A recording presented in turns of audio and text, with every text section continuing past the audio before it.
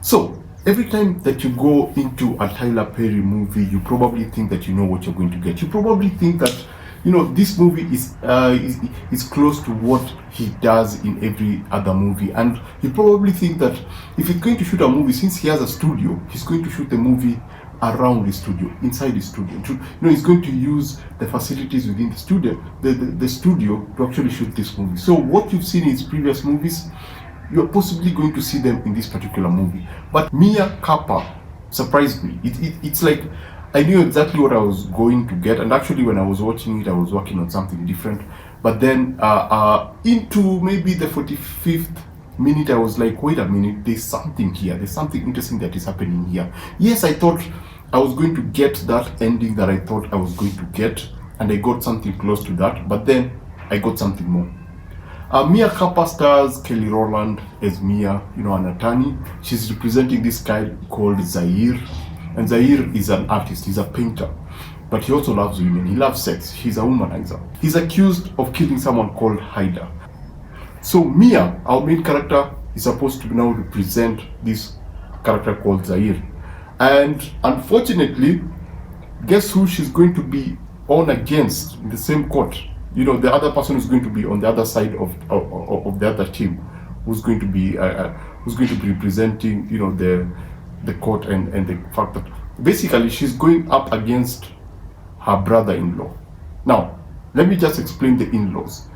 Unfortunately, Mia is dating this not financially stable, loves video games, very selfish in the bedroom.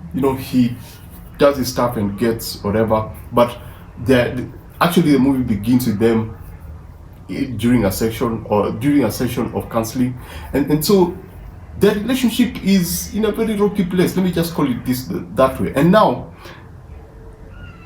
she has an in-law, and the in-law is married another black woman. Now, those do I want to spoil? No, I'm not going to spoil it for you, but yeah, the brother-in-law also married an African American woman, and now you have the mother-in-law. Now the mother-in-law is the epitome. She is like the queen mother of Karens. You know who a Karen is, and she's the absolute total embodiment of who a Karen is supposed to be. From the word go, from the moment she is mentioned during the session, the casting session, the opening scene, she is established as this particular character, and that's who she is throughout the movie. So I like that about the show, and it's expected because it's a Tyler Perry movie. You'd expect that from his writing. Now, Kelly Rowland as the character, for me, at first I was like, yeah, she's overacting. She's really trying to prove that she can actually perform, but it's when I think the 1 hour moment hits, and she's doing some things, and you're like, God damn, she actually did this, and then she gets comfortable in the role, and then you start seeing her become Mia, the attorney, the no-nonsense attorney, and then as more revolutions come into play, now you can see her being pushed to actually perform, because the third act is insane. The third act, let me explain to you this movie. The opening first act, I would call it a drama, it's just a drama. There's nothing more to it. It's just a normal, typical drama. The second act is more of a romance drama movie. It's more romantic. There's a lot of sex. There not a lot. There are like 2 good sex scenes. By good, I mean they're like super good. I think they did something with paint. I was like, yeah, that's like super cool. I should try it. But now the third act is where things get interesting, because now it becomes a full-on thriller going into horror, because there's something that happens and you go like, damn, that's insane. And it's actually either that's a stuntman, either that's a stunt double, or that person actually did that. But yeah, it goes into a pretty interesting place. At moments I was watching that and I was like, whoa, yo, this gives me Get Out vibe. It's not like Get Out, but the atmosphere. Yes, it's not well captured because Tyler Perry, but I was like, this right here is Get Out. The thrill, the tension, and there's some you think you know the twist. You don't know what the twist is because the twist is insane. I was like, God damn. Especially when Mia goes somewhere and she opens a certain door and she sees something. And I think Tyler Perry did a good job in establishing the significance of a painting in this particular movie, because when something is shown, I was like, first of all, I couldn't believe it. I was actually confused until now. You go back and have that sitting, and then the twist, and you're like, God damn. And then there's a twist over that, and then as you move on, you go like, yeah, it might be, he might not be, he might be, he might not be, and then you're like, no, he seriously, he can't be. And then as you move on, you go like, shit, he is. So yeah, I absolutely enjoyed the third act of the movie.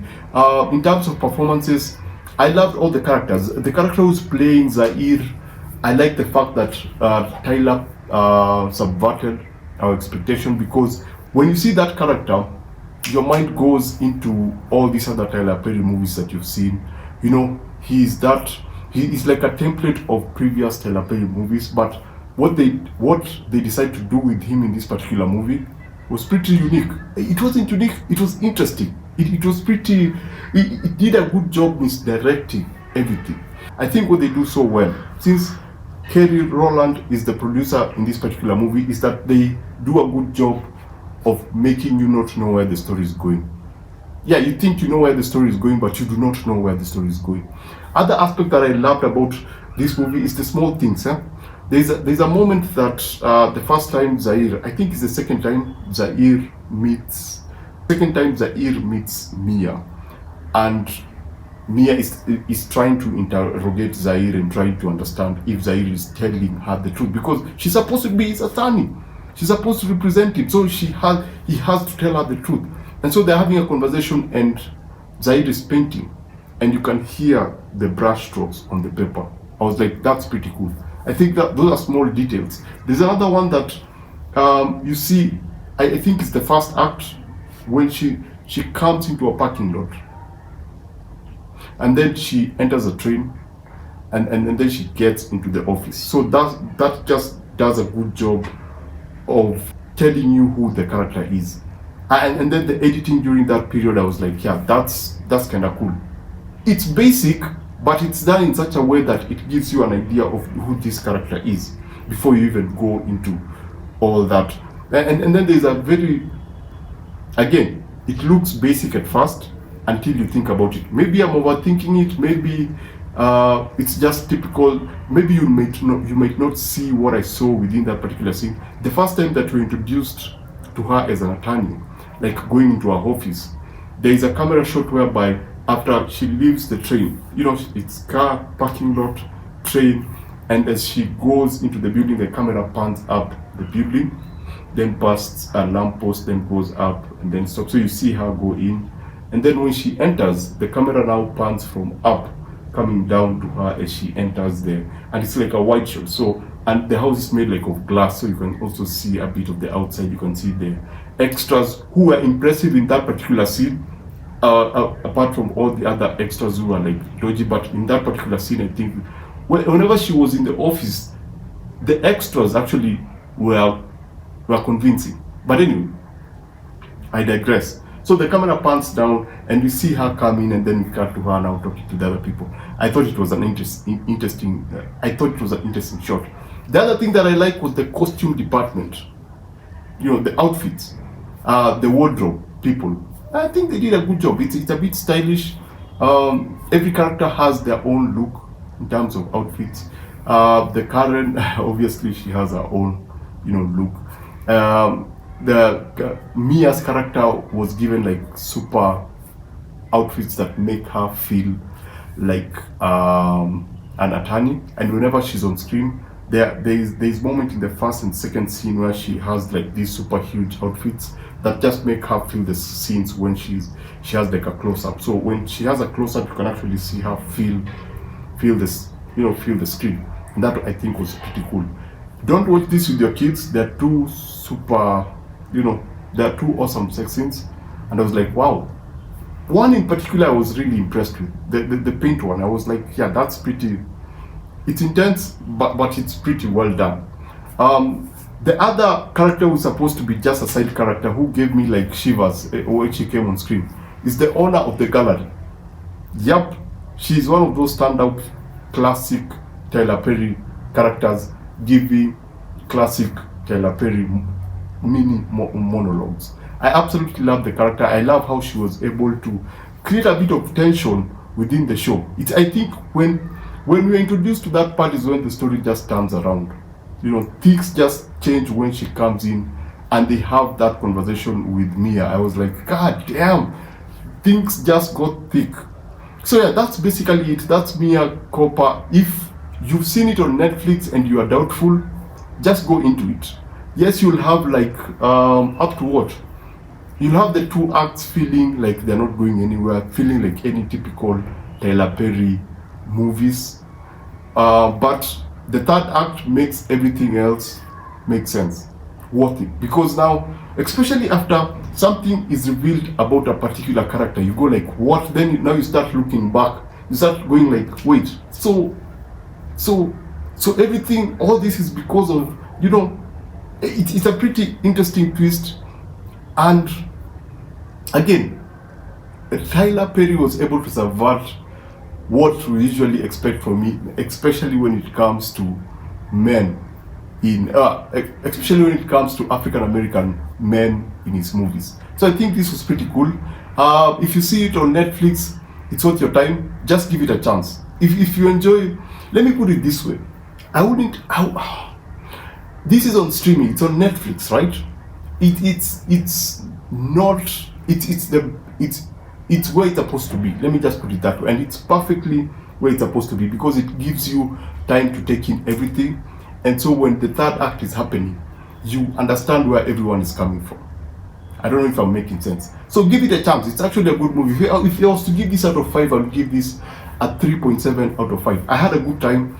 If you've seen any other movies from Tyler, you probably know what some issues might be with the movie. You know, the awkward extras, especially there is something that happens during the first act when they're leaving the restaurant, and then the shot is outside, so they're supposed to enter cars. There's just something wrong with that scene. I don't know whether it's the lighting or whether it's the what are they called, extras, because the extras were all in one single place, and I couldn't help keep my eyes on them.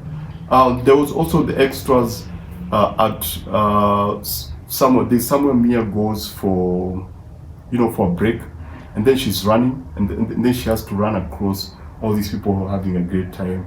And so for most part you're like, okay, that looks realistic. But as you come closer to her getting where she's going, you start noticing the people who are walking in the foreground and background are kind of walking in a weird way, where it's like they're walking like extras. So those were like the small things. Yes, some characters may feel like they're overacting at first. The current character, the mother-in-law, she's that way for a reason, because she adds value to the story, and she's over the top because that's who she is, and she's serving the story. Kelly Rowland, as I said, she's pretty awesome. The other side characters, there's a guy called Jimmy who's supposed to be a detective. I was like, Jimmy, okay, Jimmy, but what really? I think Jimmy also plays a big role in being the inciting incident for something specific that happens to Mia. So yeah, basically that's it. As for the husband, in terms of performances, I think he was pretty okay. He was pretty intense, but he was not intense. He was able to sell two things. He was able to sell who the director wanted him to be for us to believe that he's that, and he's also able to sell whatever happens in the third act to show that whatever he's doing is supposed to be real, not a fake. It's not a fake out, but then you discover again there's something else behind that. So I thought that he plays a big role in playing something. Let me just put it that way. Yeah, so basically that's it. Remember to always watch what you enjoy and enjoy what you watch. If you're still here, please subscribe, and I shall see you on the next one.